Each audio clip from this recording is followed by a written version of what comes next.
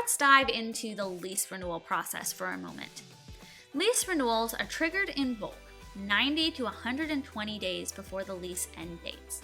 This gives plenty of time to get the owner and the tenant's decision on whether they want to renew, so you aren't cramming as the lease end date approaches.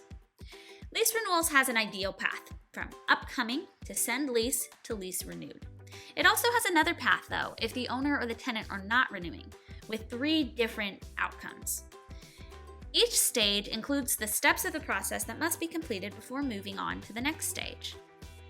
The upcoming stage includes steps such as reviewing the tenant's payment history, running a CMA on the property, notifying the owner of the upcoming lease expiration, determining the new rental rate, confirming that the owner wishes to renew, notifying the tenant of the upcoming lease expiration, and confirming that the tenant wishes to renew. At that point, the process moves into the send lease stage, which has steps to send the lease, charge lease renewal fees, countersign the lease, upload the lease and update the lease end date and rental rate in your PM software, and send the owner a congrats email. Then the process moves into the lease renewed stage. If, however, the owner or the tenant is not renewing, the process moves into the owner-tenant not renewing stage. In this stage, we notify the owner or the tenant of the non-renewal, start the move-out process, and answer the question, is the owner relisting the property with us?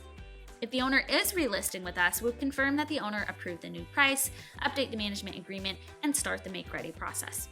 If the owner is selling the property, the process moves to the owner selling property stage, which asks whether the owner was referred to us by a real estate agent.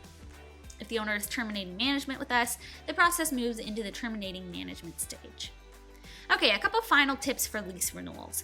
Make sure to have the steps be relative to the lease end date, such as having the owner notification email be due 90 days before the lease end date. Don't forget to utilize email templates and automation as well. And remember, this template is completely customizable to make it fit your process.